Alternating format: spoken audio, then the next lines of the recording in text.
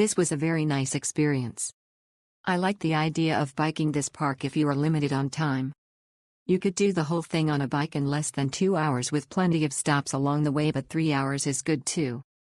If you're a bike rider in a reasonable enough shape, you don't need an e-bike either. The views are beautiful.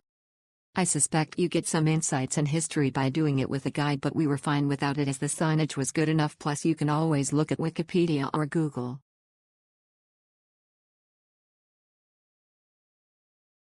Spectacular views of Port Phillip Bay and Bass Strait.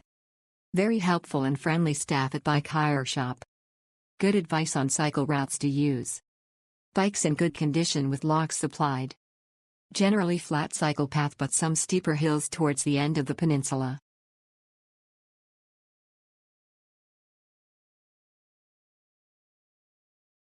Good self-propelled bike workout with some tough hills.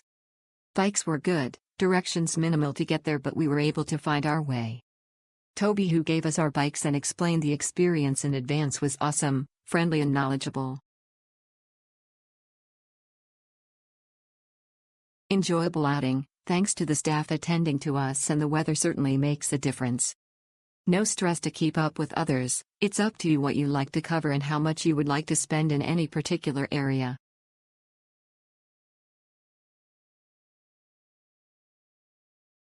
Certainly very effective way to explore the large area on 2 wheels compared to just walking. We were very lucky it did not rain, otherwise it would be a disaster and no fault of the bicycle. Point Nepean is a beautiful part of the world and definitely worth seeing. For those who like to be active, a self-guided bike tour is the perfect way to see it.